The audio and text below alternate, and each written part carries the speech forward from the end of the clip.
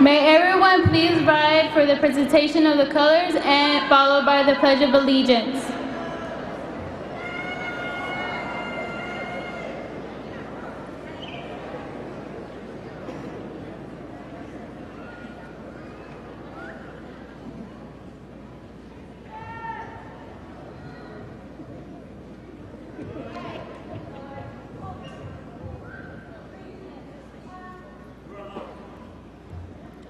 I pledge allegiance to the flag of the United States of America and to the republic for which it stands, one nation, under God, indivisible, with liberty and justice for all. Please remain standing for the national anthem.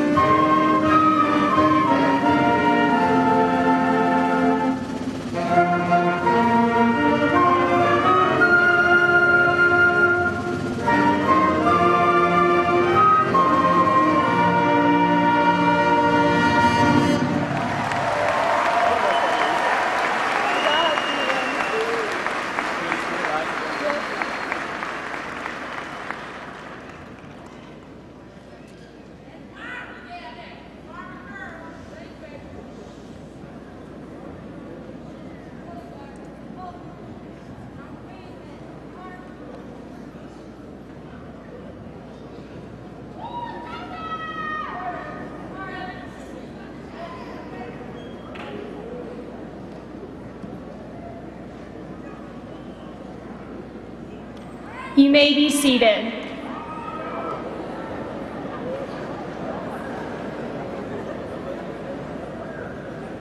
Good evening, and welcome to the graduation ceremony for Hillcrest High School class of 2011. We would like to welcome all of our friends, faculty and teacher, family members, and other honored guests to help us celebrate this big milestone. We have worked hard for the past 13 years to reach this new chapter in our lives. Please be respectful and silence all your cell phones and other electronic devices. Also, we would like to remind you that air horns and other distracting noisemakers are not permitted. Thank you for coming and enjoy the class of 2011 graduation ceremony. The Hillcrest Panther Pride Band, under the direction of A. Brian Smith, will perform Regenesis, Song of the Planet by John Higginson.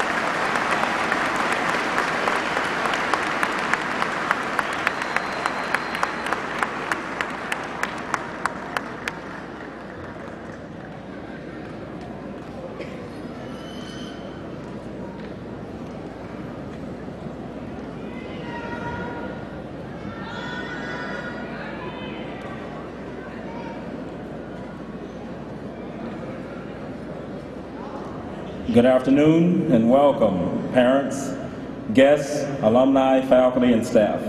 It is truly an honor to represent the leadership of Hillcrest High School in such a momentous occasion. Your dedication and advocacy to see these students to completion is truly admirable, and we recognize your attendance today. It is my hope that you participate during this dignified event in a manner that will allow for the showcase of these students who have successfully completed at least 13 years of a rigorous and challenging academic trek.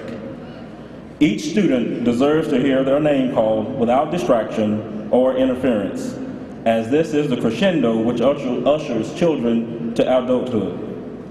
Please assist the leadership of Hillcrest High School and the Dallas Independent School District in appropriately recognizing these scholars by creating an atmosphere of dignity and a climate of distinction. This ceremony would lack appropriateness without recognition of the Dallas Independent School District administrators in attendance that have supplied the guidance and coaching to the Hillcrest leadership and faculty, providing resources and support in order to create a school climate conducive to educational success and student achievement, ultimately leading to the graduation of these students before you. We're also grateful for the vision and leadership of our Superintendent of Schools, Dr. Michael Hinojosa, and his executive team.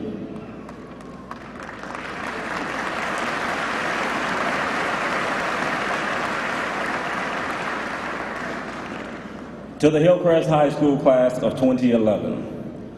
Sometimes it just does not feel good to say goodbye because these words carry with it such a sense of finality.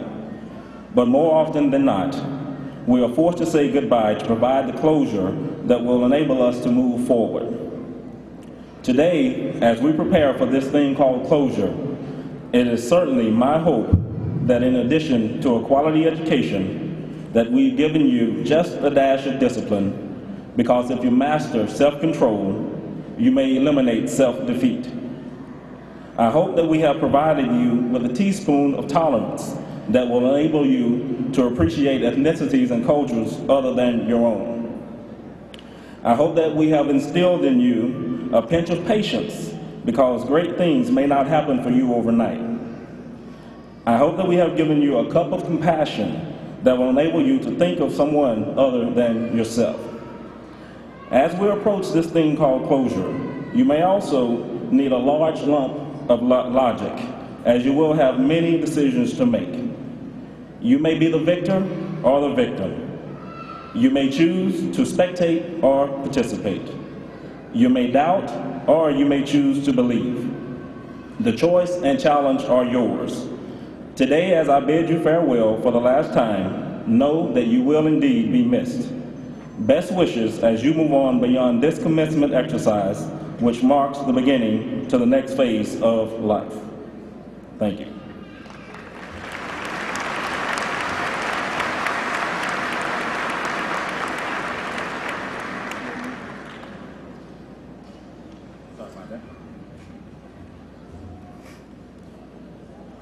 We often celebrate athletic accomplishments and triumphs on the field of play, but society seldom champions scholarship on an equal platform.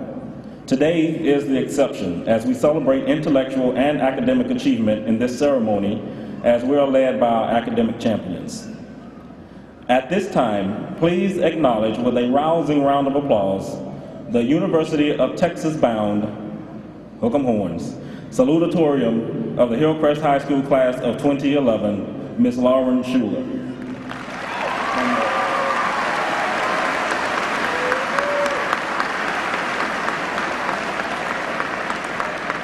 Congratulations, Lauren, on a job very well done. As with every graduating senior class, one student exemplifies an incomparable resiliency and premier dedication to academic achievement and scholarship. The valedictorian of the Hillcrest High School graduating class of 2011 is no exception. Our valedictorian has maintained a steady focus during his quest towards obtaining this status, completing a rigorous offering of advanced academic coursework, reaching levels of scholarship seen only in the most dedicated and exceptional students. At this time, the graduating class of 2011 and members of our audience will be addressed by academic title holder of Hillcrest High School, all-district baseball player, AP scholar, and future Princeton University student, the Ivy League bound, Mr. David Taylor Hinojosa.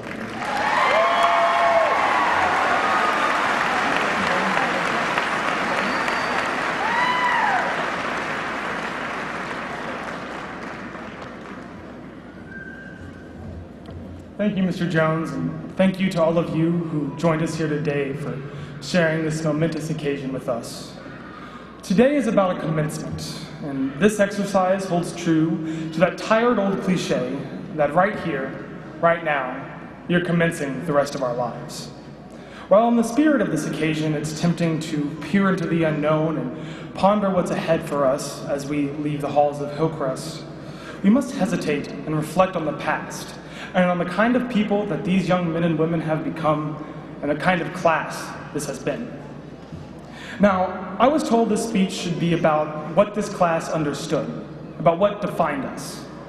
While I was struggling to put my finger on what exactly that was, I stumbled serendipitously across a famous poem by William Ernest Henley for the first time.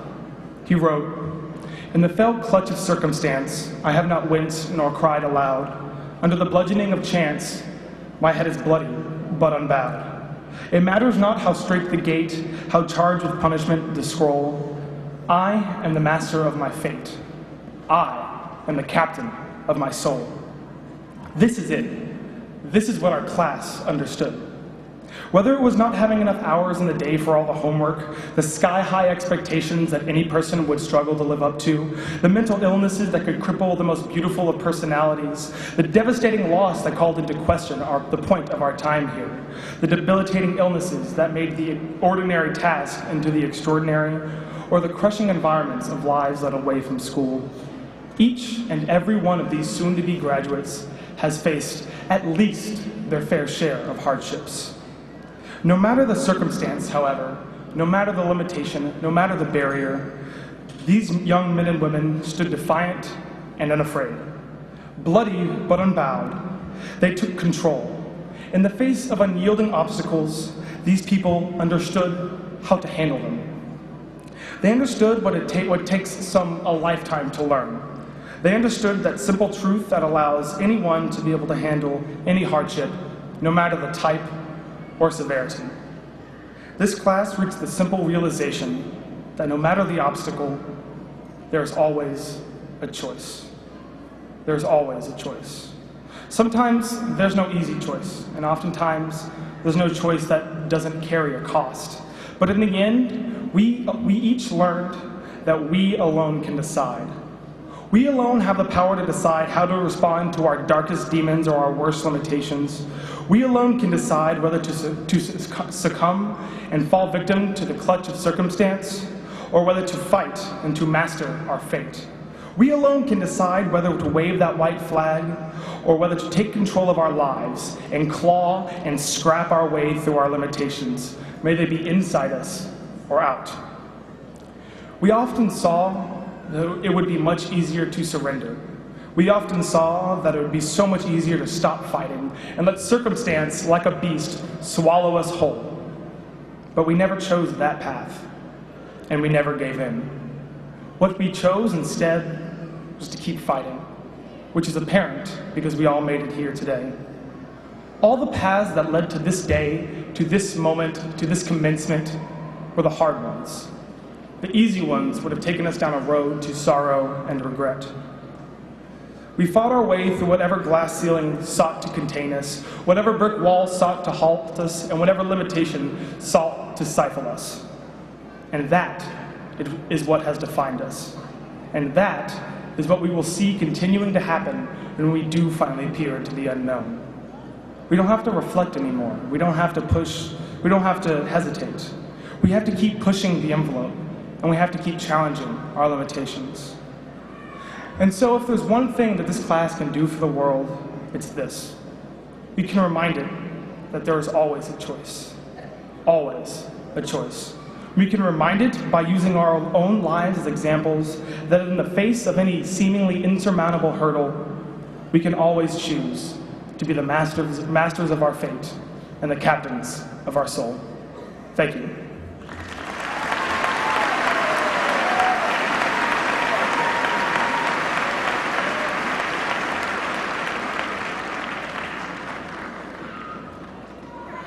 Thank you, Taylor. Job well done. The upward trajectory of our school district, the traditional sustained success of our school, and the harvest of the young adults seated before you today could not be possible without the committed public servants who dedicate precious time in oversight of the Dallas Independent School District's operations. Our school board serves our schools and the children of Dallas, Texas, investing exemplary effort, transforming our schools through reformed governance in action. Today, representing the collection of the forward-thinking stewards who serve our students is recently elected trustee for District 2, Mr. Mike Morath. For the past decade, Mr. Morath served as president of Minute Menu Systems, a company that assists child care providers in administering a federal food program for low-income students. His company streamlined that federal program, improved the quality of the nutrition offered, and helps feed roughly 1 million children throughout the United States a day. He has had a passion for public education for years, is an avid reader of information about school reform, and believes firmly that our school system can be changed so that all of our students succeed, no matter what their backgrounds.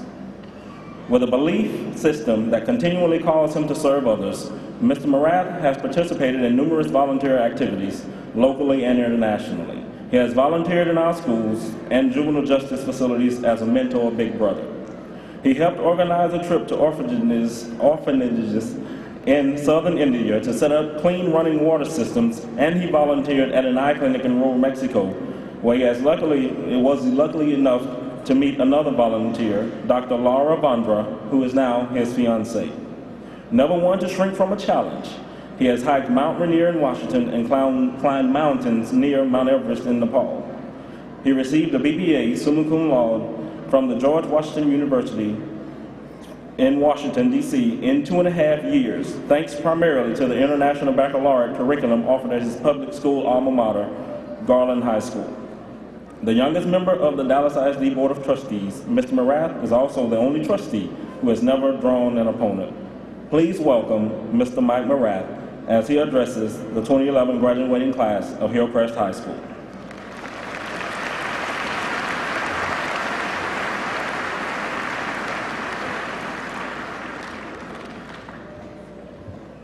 Good evening, Hillcrest High School. Congratulations. And you guys seem kind of dead this evening. Are you excited to graduate or what? Yeah, a little more. So tonight, thank you. Tonight, what I want to talk about is two things, basically, and those two things are failure and purpose. And these might not be typical things that you hear at a commencement address, but I think it's important given my life experience. About 15 years ago, I started a small company, and it was a .com. And we were, like many .coms, we raised a bunch of money, and we had a flawed business model, and the business sort of failed miserably. And when I say failed miserably, I mean that I had people coming to my house trying to take money from me on sort of an ongoing basis. It was a very unpleasant experience. If you've ever tried to strike out on your own, if you've ever tried to do something that is out of the ordinary, you will always have the possibility of failing, and sometimes you will fail catastrophically. The question is what do you do after that?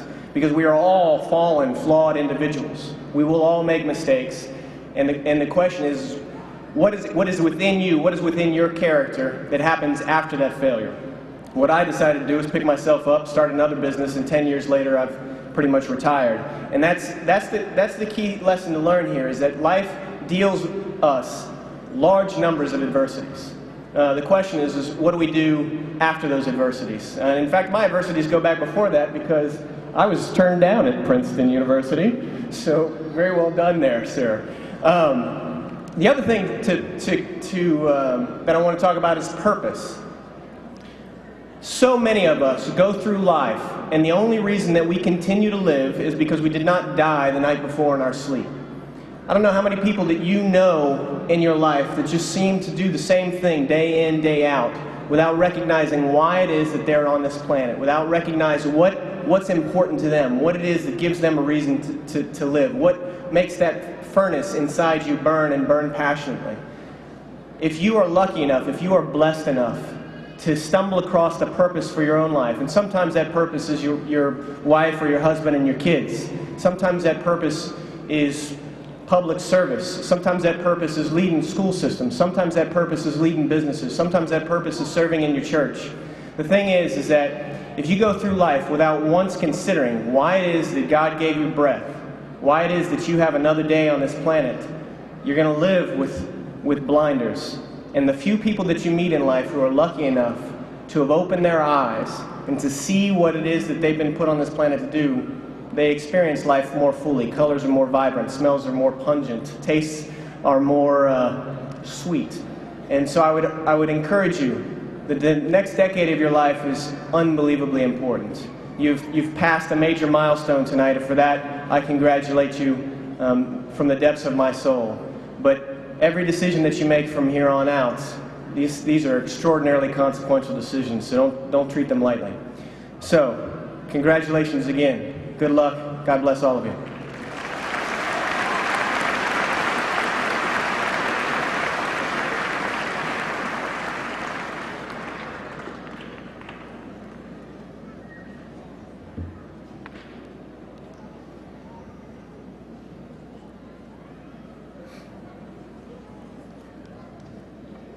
Our commencement speaker for today, Mr. Casey Jarrell, is a native of Dallas and a product of the Dallas Independent School District.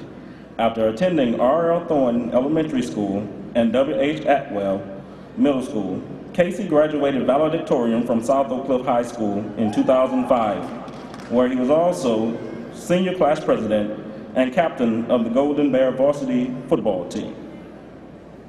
In the fall of 2005, Casey began his undergraduate studies at Yale University in New Haven, Connecticut. At Yale, he was a coordinator for Mayor John DeStefano's Open Schools program, served as a Yale ambassador to the underprivileged students nationwide, and founded the Yale Black Men's Union to improve academic outcomes, promote community service, and foster cross-cultural collaboration on Yale's University's campus. He was also a 3-year starter at defensive back on the Yale varsity football team that won the 2006 Ivy League championship and that ranked as the #1 defensive secondary in Division I AA in 2007 and 2008. As a senior, Casey was a finalist for the Drady Award, given annually by the National Football Foundation and College Football Hall of Fame to the nation's top scholar athlete. He was also a finalist for the Rhodes Scholarship, the world's oldest international graduate scholarship. While at Yale, Casey worked as a summer legal intern in Dallas and an investment banker and summer analyst in New York. After graduating with a degree in political science, he spent a summer studying human rights in Berlin, Germany, and Paris, France, before moving to Washington, D.C. to work on an economic policy at the Center for American Progress, the country's leading progressive think tank. He left Washington in the summer of 2010 to work towards establishing Dallas's first Office of Service and Civic Engagement. He became the Vice President of Development for the National Mentoring Initiative, the Future Project. In the fall of 2012, Casey will begin the MBA program at Harvard's Business Scholarship. Without further ado, Mr. Casey Jarrell.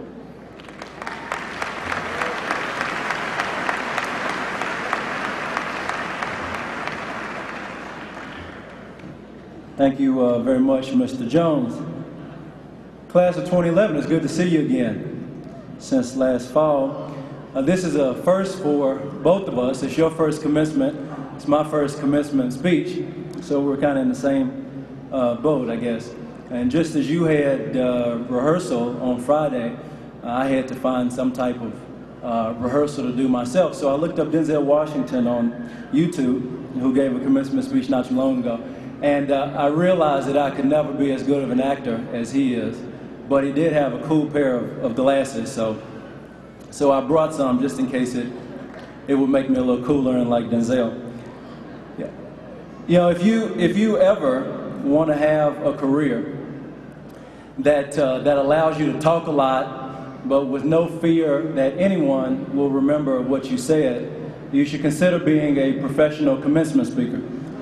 I always find great pleasure in watching the faces of these speakers as they fill the air with their time-tested wisdom for hours and hours and hours and hours.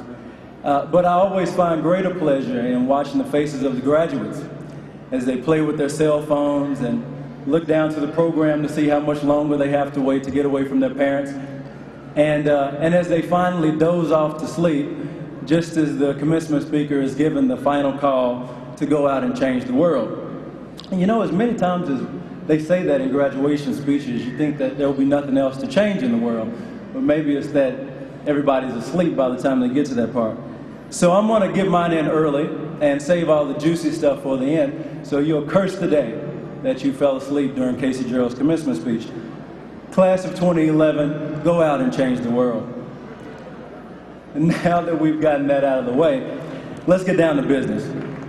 You can clap for that, Sean.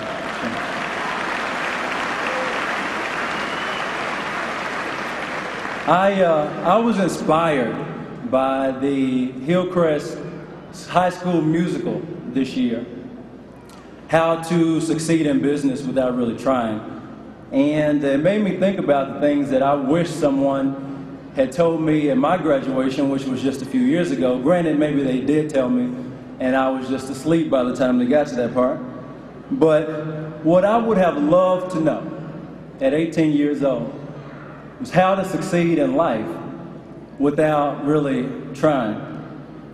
So without further ado, I'll tell you, because we are friends, at least on Facebook. To succeed in life, you have to know four very simple things that you cannot forget. First of all, you have to know that Facebook is not real life. I know. I'm clap for that.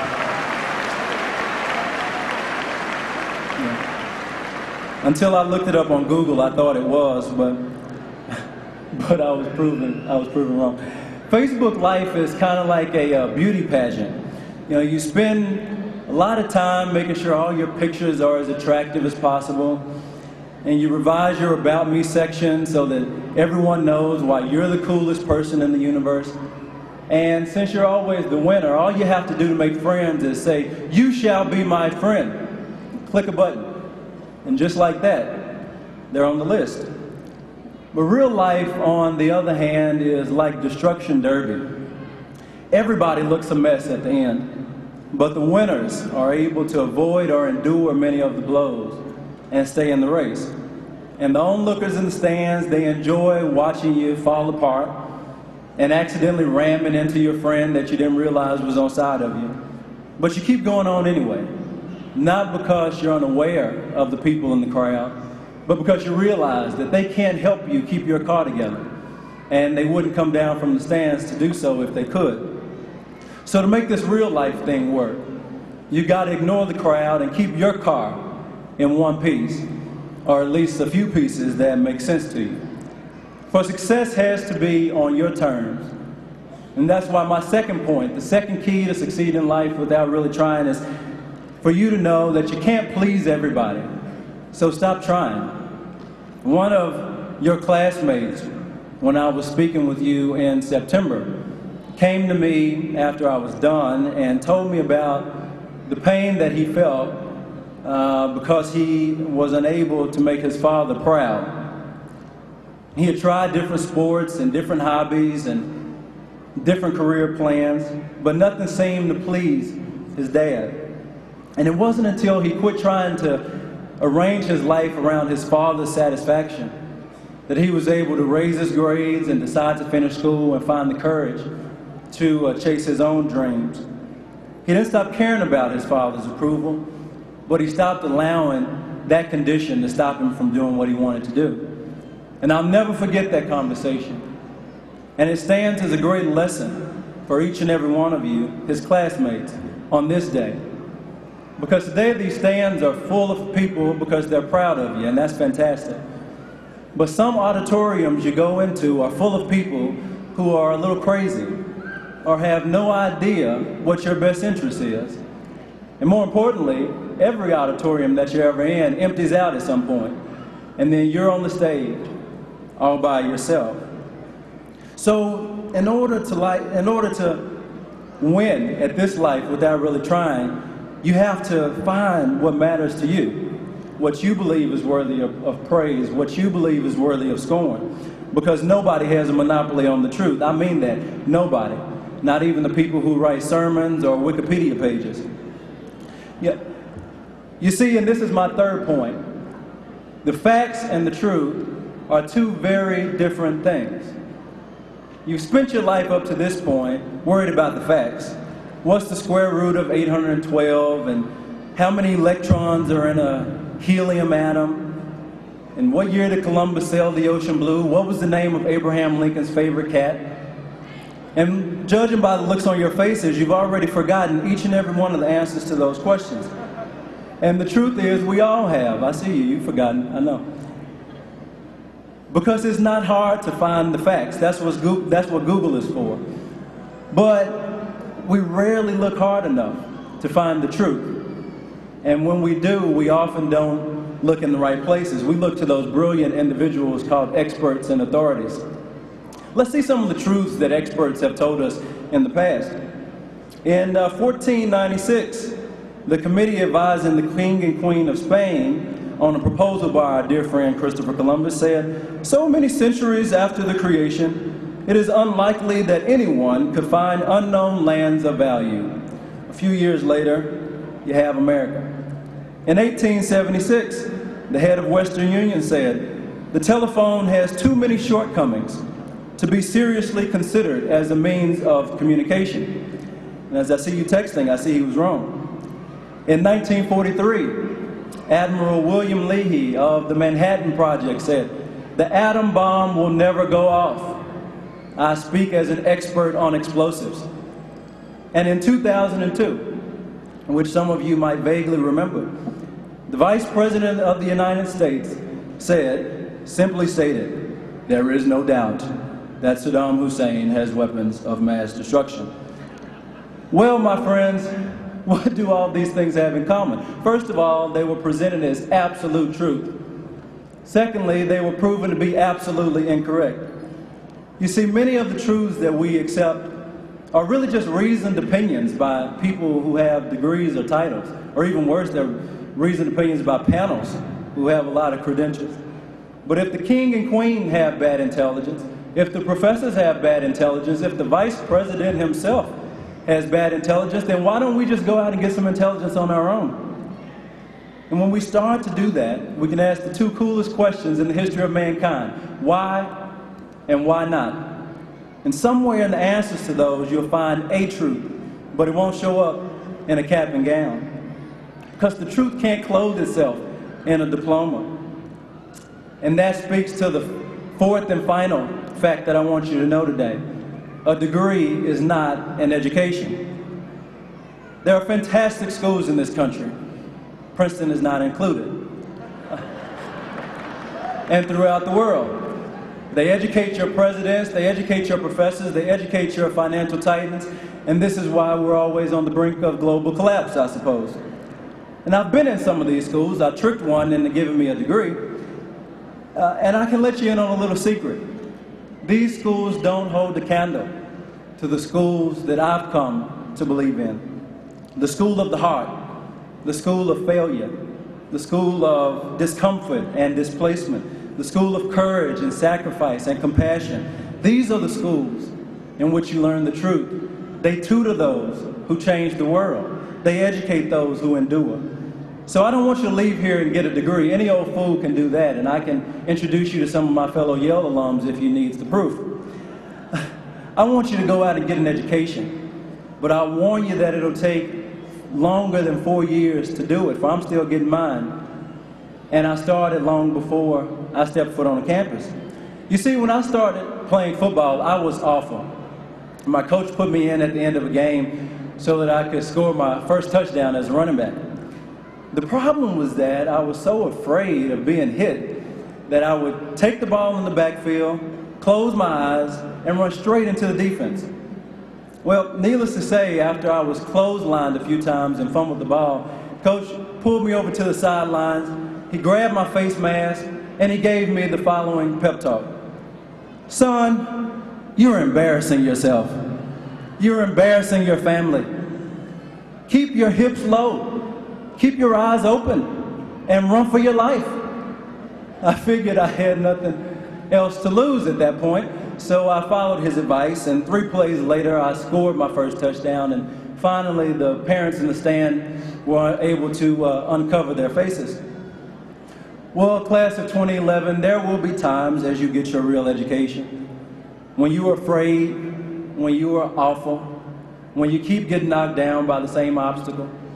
And in those times, I want you to think of my middle school coach, and I want you to go to the nearest mirror, and I want you to grab your face. If you have to, slap yourself in the face, and I want you to tell yourself the following words. You're embarrassing yourself. You're embarrassing your family. Keep your hips low. Keep your eyes open and run for your life. And somewhere in that running, you'll realize what it is that you were put on this earth to do, and it will be the most terrifying thing you ever know.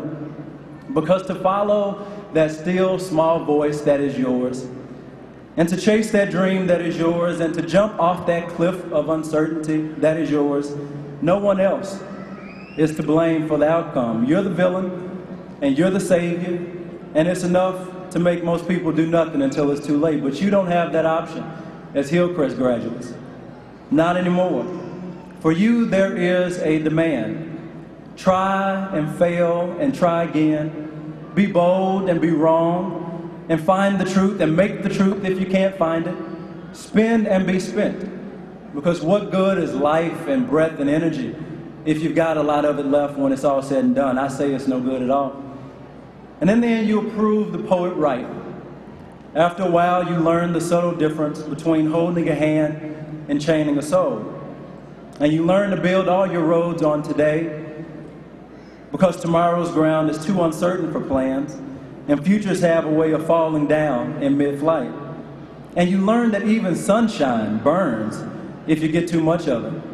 And you learn that you really can endure, that you really are strong, that you really do have worth. And you learn, and you learn, and you learn. With every goodbye, you learn. Class of 2011, goodbye, good luck, and congratulations. Thank you.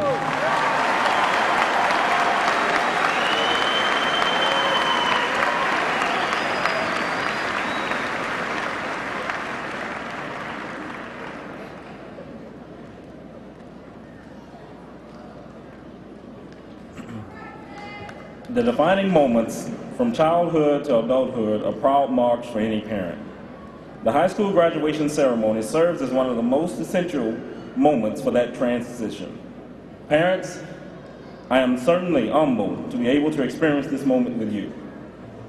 Mr. Morath, Dallas ISD administrators, parents, and guests, as principal of Hillcrest High School, I hereby affirm that each candidate has met all requirements for graduation as determined by the state of Texas and the Dallas Independent School District, and they are qualified to receive their diplomas, or they are otherwise qualified to participate in this graduation ceremony consistent with the laws of the state of Texas and the Dallas Independent School District.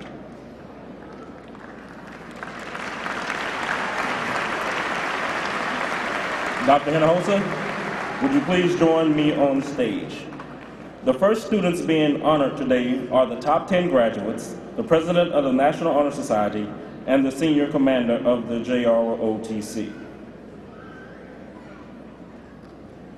2011 graduates of Hillcrest High School, prepare to receive your diplomas.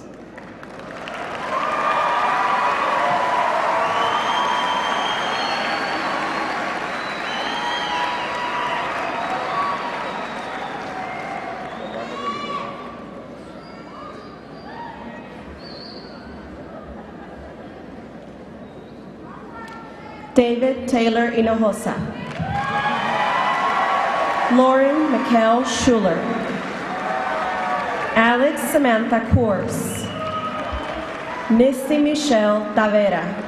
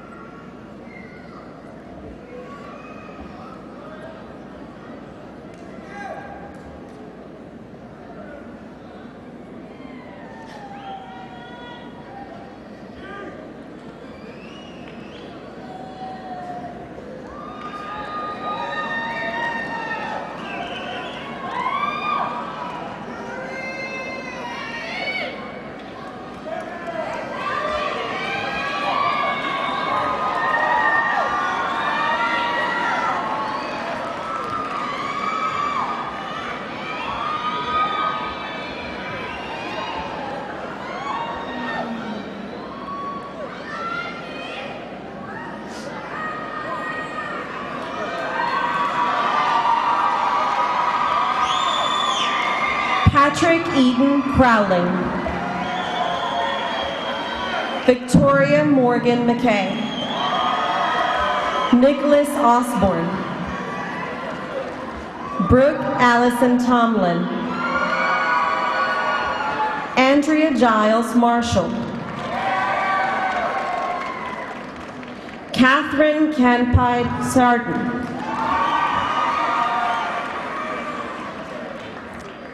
Molly Elizabeth Fisher. Othman Abonamus.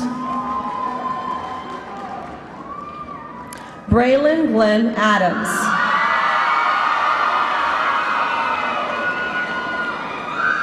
Melissa Aguilar.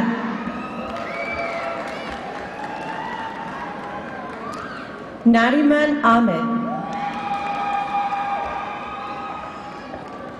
Jaime Alberto Alcocer. Brian Alvarado. Danny Anthony Alvarado. Héctor Alvarado. Richard Arellano. Bianca Argueta. Juan Arriaga.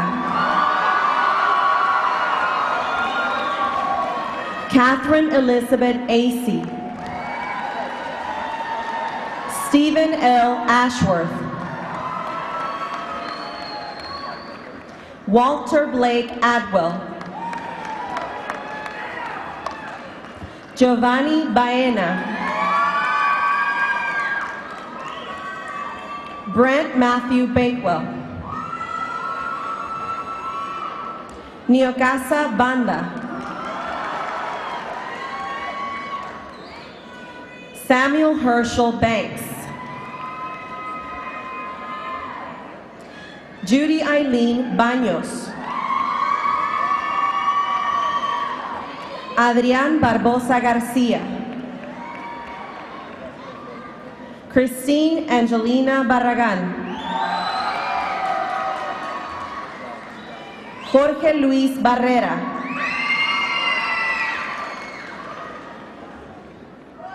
Julius Marquis Beck.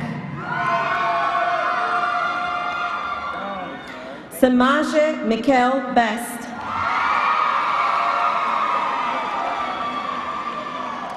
Haley Ann Bob. Dong Guo Bo.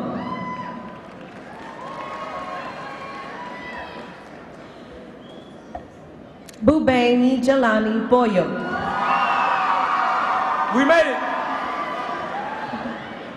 Yesenia Brioso. Devonte Bryant. Ashley Shiana Belsi. Edgar Cabrera.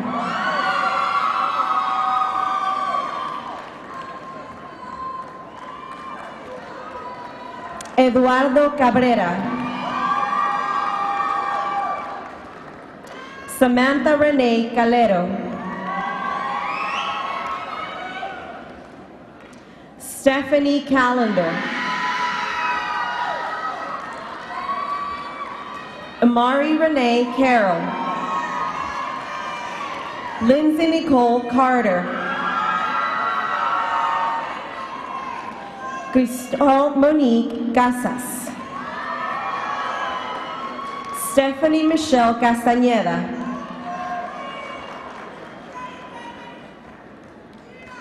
Tyler Philip Chapman. Tanisha Chapman. Abraham Chavez Gutierrez.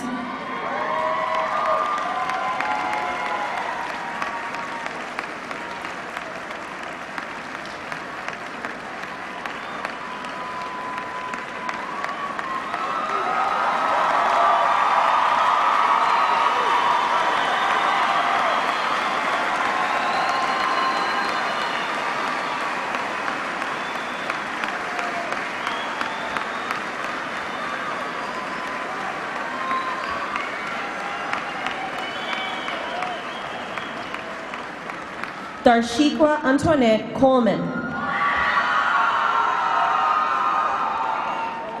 Darian Scott Connor. Jonathan Contreras. Luis Daniel Cortez. Kaynet Nicole Craig. Miguel Cruz. César Armando Cuellar.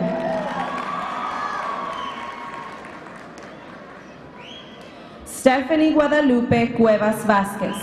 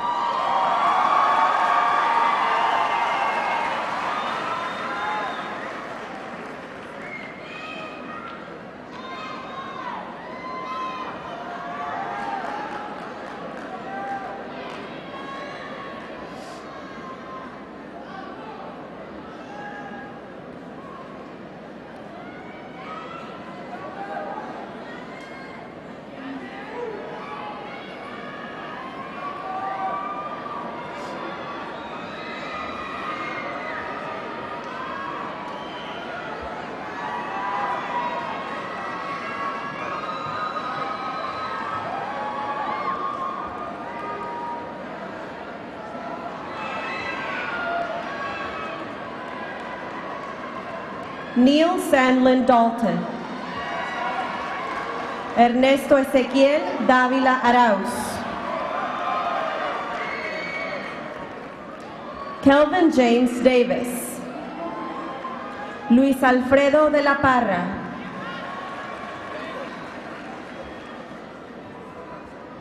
John Philip de Palma, Jesús Emanuel Díaz, Mikias Dugda, Gabriela Durán, Ryan Kyle Edwards, Nadimpa Ekubiri, Kaylee Elizabeth Ellison, Meron Mbaye, Stefan D. Emmanuel, Arnold Josué Espinosa, Jonathan Enrique Espinosa, Ángel Fernández, Sierra Fields, Sarah Catherine Fisher, Andrew Nicholas Flores, Jesús Miguel Flores, Ramón Alejandro Flores, Blanca Estela Gaona, Anthony James Garau, Kiab Gabrieses,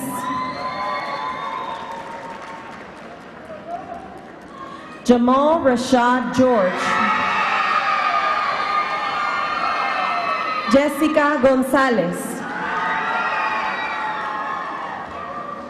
Leonardo González, Raúl Eric González, Stephanie Dawn Gore, Forrest Michael Graves, Emily Lynn Gray, Kayleen Guzman, Ashkol Getachew Haley Gorgas, Alejandro Hernández, Iván Rafael Hernández, Lisette Hernández, Ariel Ray Hodge,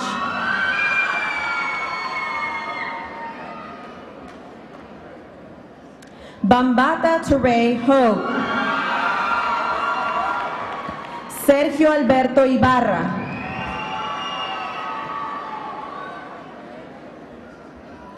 Jade LaShawn James, Jasmine Hassel, Joanna Giselle Jauregui, Alexandria Renee Jenkins, Carl David Gento, Amber Johnson, Anthony Johnson, Eric Andrew Jordan, Diego Isaac Juarez, Walter Francis Key, Spencer John Klein,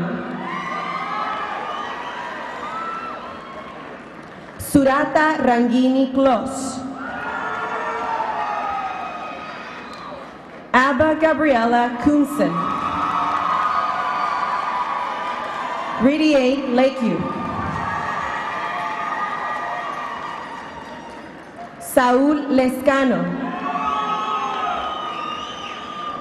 William Edsel Lou Wallace,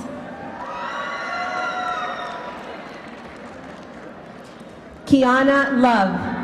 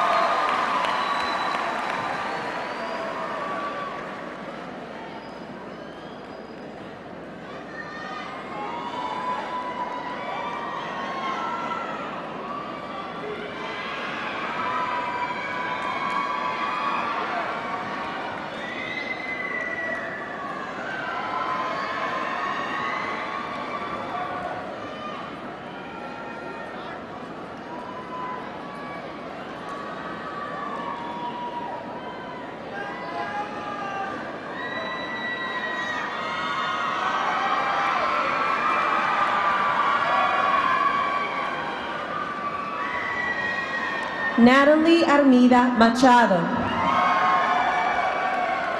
Juan Mandujano. Aldrin Manuel. Cristian Alexander Martínez. Rebecca Martínez. Christopher Anthony Mata.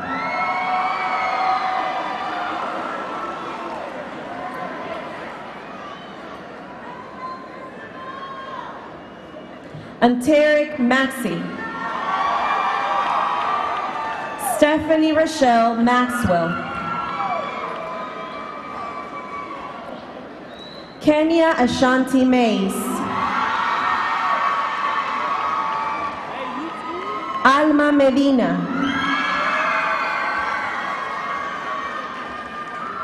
Asame Mehmeti. Araceli Mendoza.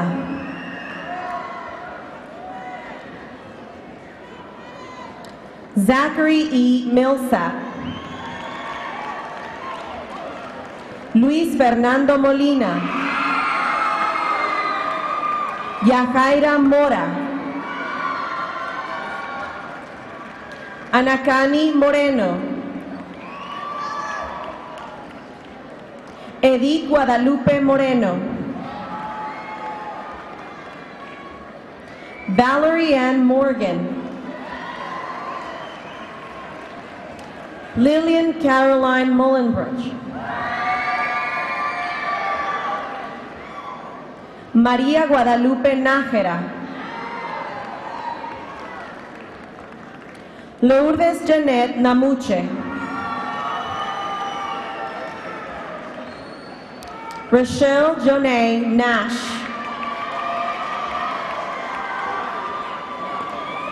Nyamki Nicholas.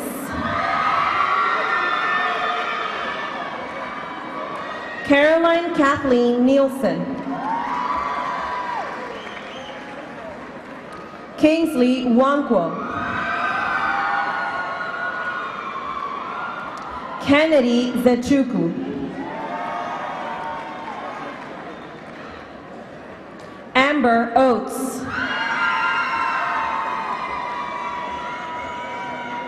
Jorge Francisco Ordaz. Ilse Ivonne Ordóñez. Mariana Ortiz. Zachary Benson Osawe. Emmanuel Adeoye Oyerapo. Eric Pacheco. Carlos Palau Luna. Paul Pachara Peters. Kenya Antoinette Phelps. Leslie Diane Porras. Nicole Irene Porras. Point Quinn.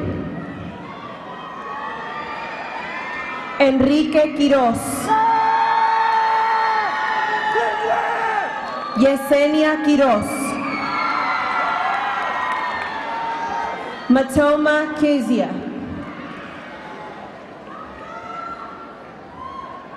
Carlos Ramírez.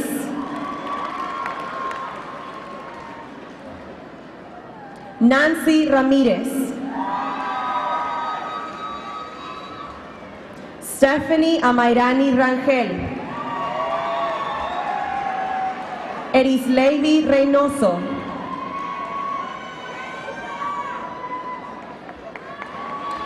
Asia D. Richardson. Julia Robertson. Ronald J. Robertson. David Robledo.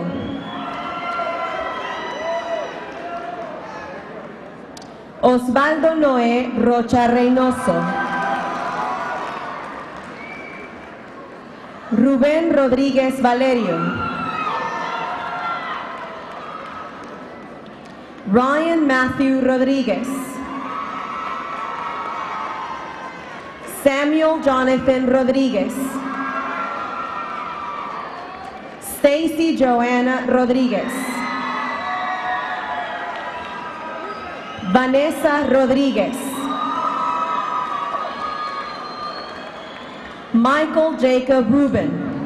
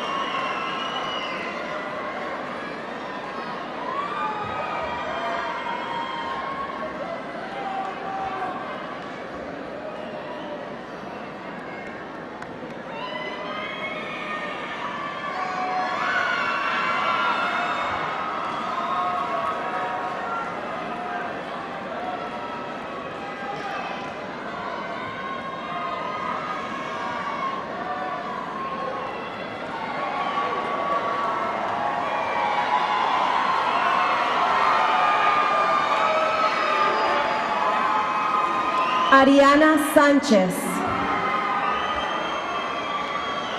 Jorge Sánchez. Juanita Elizabeth Sánchez. Emanuel Aristeo Sandoval. Oscar Alejandro Santana. Madeline Jo Sherrington. Jasleen Lachey Singfield. Eric Adrian Smoot.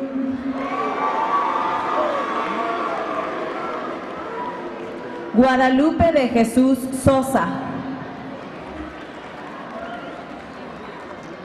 Terry Spears. Michaela Starling.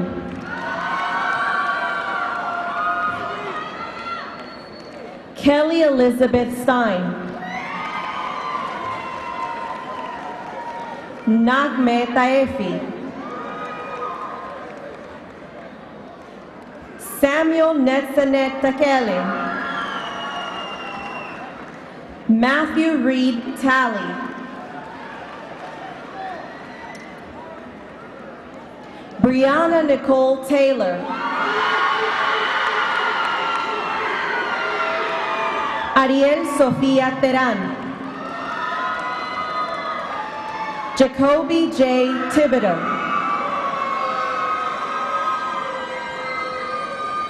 Joanne Torrescano. Billy Taboada.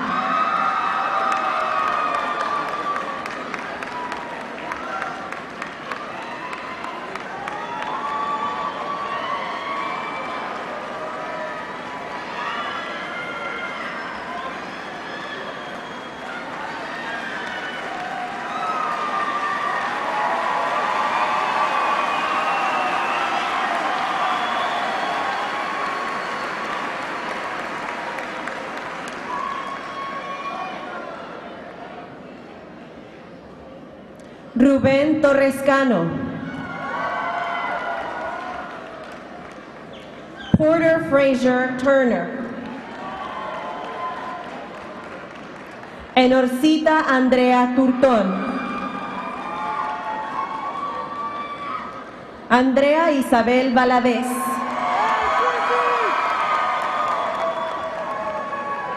Dominic Carlo Valenti. Patricia Vaughn. Jessica Cristal Vera.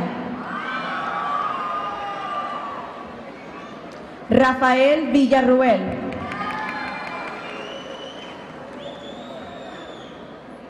LaQuinton Marquise Wainsley.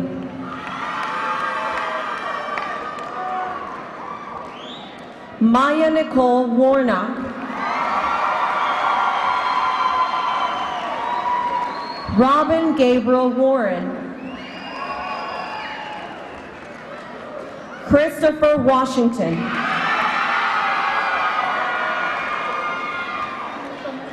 Brianna Weaver.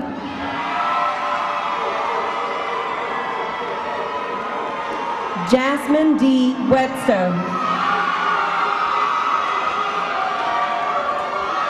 Tony White.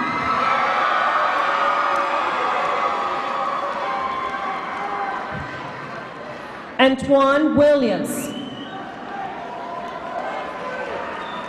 Geraldine Williams.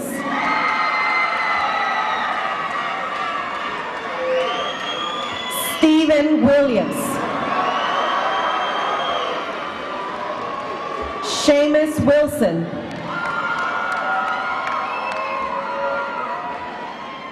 Joseph Zapata. Patricia Cepeda.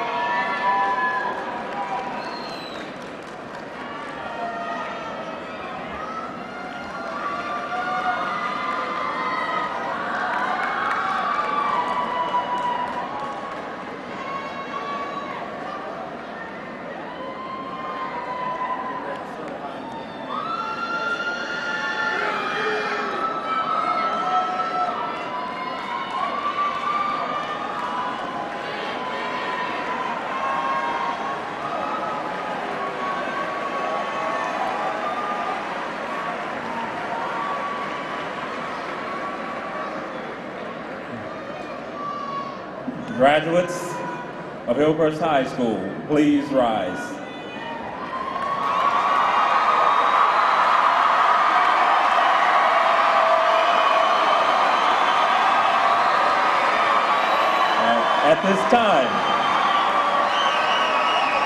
At this time, signify your achievement by moving your tassel from the right to the left.